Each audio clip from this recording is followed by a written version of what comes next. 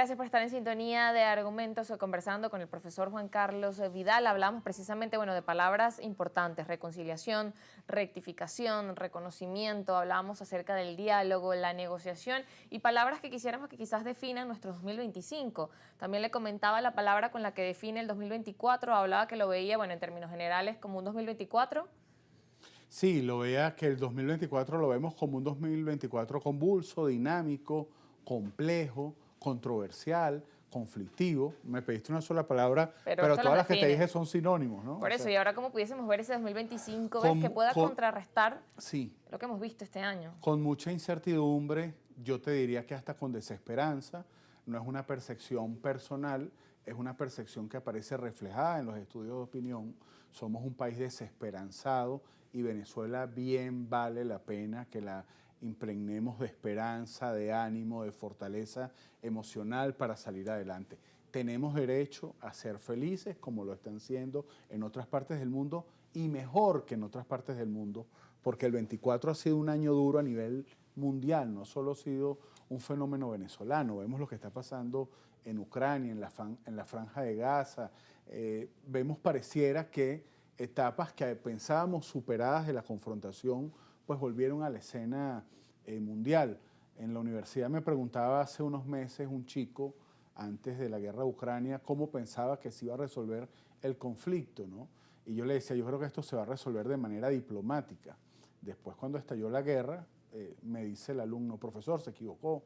Yo le dije, bueno, no me equivoqué solo yo, se equivocó nada más y nada menos que el secretario de Naciones Unidas, que había recomendado, que había entendido que este conflicto, el conflicto entre Rusia y Ucrania podía resolverse por la diplomacia, por los micrófonos y no por las armas. Pues bien, hemos visto un retroceso en el mundo, ¿ok? Y eso pareciera que es preocupante, pareciera que debiéramos de alguna forma tratar de frenar esa tendencia que empieza a aparecer o que ha empezado a aparecer de hace un año en la escena mundial de volver a las armas, ¿no? Con las armas y con la violencia nadie gana, todos perdemos.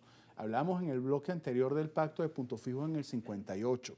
En el 88, 30 años después, cuando la Constitución del 61 estaba por cumplir 30 años, por cierto, una edad parecida a la que hoy tiene nuestra Constitución del 99, se creó la Comisión Presidencial para la Reforma del Estado. Yo era un adolescente en esa época, pero vi con mucha esperanza y con mucha motivación cómo los alcaldes, los gobernadores, ya no se nombraban desde el despacho de la presidencia de la República en Miraflores, desde Miraflores, donde se decidía quién iba a ser el gobernador de Apure o quién iba a ser el alcalde de Guasdualito en Falcón, sino que se permitió que fuera la gente con la participación, que fueran los vecinos evaluando el valor y la trayectoria de cada uno de sus líderes locales, quien le diera la oportunidad a esas personas de gobernar. Pues bien, ojalá pudiéramos pensar hoy no en una COPRE, Comisión para la Reforma del Estado, sino en una gran comisión de altísimo nivel que revise la Constitución, que establezca hechos y responsabilidades donde tenga que establecerse y que proponga, que promueva, que contagie a la opinión pública venezolana y a su dirigencia de la necesidad del perdón y de la reconciliación. Eso me parece que sería un excelente regalo que nos pudieran traer los Reyes Magos. Ya pasó la Navidad, pero que nos pudieran traer los Reyes Magos ahora el 6 de enero.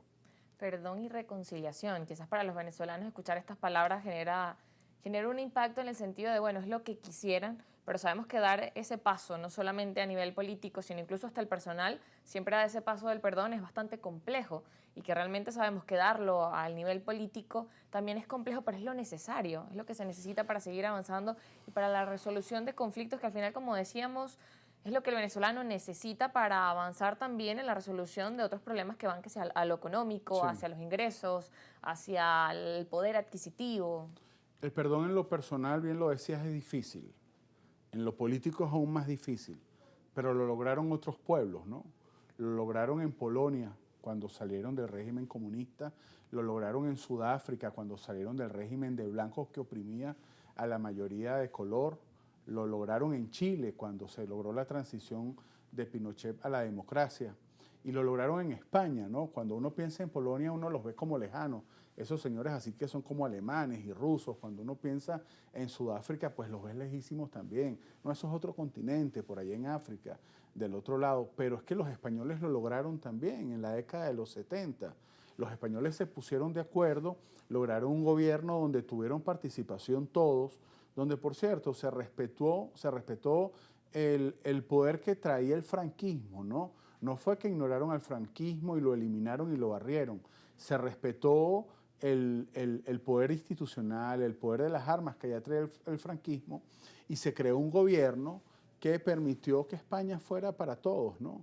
No solo de la gente del centro en Madrid y las provincias cercanas a ella, sino un gobierno de todas las autonomías y de todas las tendencias de España, que es un país pluricultural. Ahora, si lo lograron los españoles, que tuvieron que crear esta constitución, la constitución de 1978, ellos lo llaman la constitución la democrática. Lo lograron con esta constitución que los unificó, pero tuvieron que crearla, tuvieron que parirla. Fue un trabajo bastante complejo, ¿no? Un país una nación con las características pluriculturales y de separación natural que tienen los españoles. ¿Por qué no podemos lograrla nosotros, que no tenemos que crearla, sino que ya la tenemos y que cumplió sus primeros 25 años? Y he querido insistir en el tema porque me parece importante entender que por más difícil que parezca el perdón, tenemos las herramientas legales que lo permiten. Basta que haya la intención sincera de la dirigencia en promover eso. Los líderes, el verdadero líder es aquel no que se impone, sino que permite convencer con sus ideas y con su motivación para que los demás lo sigan hacia un puerto seguro, hacia un puerto de bien. Pues la dirigencia nacional tiene la obligación de hacerlo. Y yo confío que en este 2025 podamos aprender de los errores, así iniciamos el programa, de lo que padecimos a lo largo de todo el 2024, y con ese ánimo de rectificación sincera podamos nosotros darle a los venezolanos por fin un año de sosiego, un año de crecimiento económico, un año de paz, pero además un año de dignidad donde la gente pueda llevar la comida, el pan nuestro de cada día a sus hogares con cierta holgura. Estamos atravesando un diciembre muy complicado. Vienen los 2 meses más difíciles del año, que son enero y febrero, que dicen los empresarios que son los meses más lentos, más difíciles. Caramba, no compliquemos las cosas ya con unos meses difíciles, con una situación política tirante, compleja, conflictiva, amenazante, que al final atenta contra la familia venezolana, contra esos que estamos en el medio y que entendemos que, aunque no tenemos poder directo de decisión, somos la mayoría. Su mensaje final, ya para despedirse, y también ese mensaje de invitar a que la participación ciudadana, entendiendo su importancia, continúe allí como hablábamos. Quizás muchas veces las personas ven con desesperanza, se desencantan y se alejan quizás como de la realidad por todo lo que ven, pero de seguir manteniendo esa importancia y bueno, como lo hemos hablado a lo largo del programa también. El mensaje final lo demostró en un experimento Marty Seligman, el padre de la desesperanza aprendida, cuando puso perritos en una jaula que recibían descargas eléctricas y lo asumían pasivamente, y en la otra puso perritos que se resistían a la descarga eléctrica y luchaban por abrir la jaula.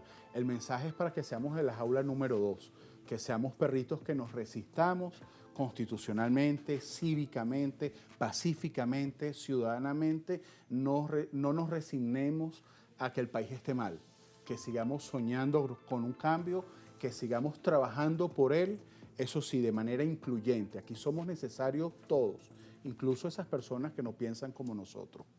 Eso es importante también. Y el tema de que, bueno, aunque cada quien tenga argumentos diferentes, hay puntos también de encuentros. Gracias por acompañarnos, profesor. Muchas gracias. Juan Carlos Vidal. Y gracias a ustedes también por estar en sintonía. Les recordamos en nuestras redes sociales @argumentosgb, mi cuenta @soriemi. Gracias por siempre acompañarnos en este espacio y también les manda saludo, por supuesto, Rosa Colmenares mientras se mantiene de reposo prenatal. Gracias por acompañarnos.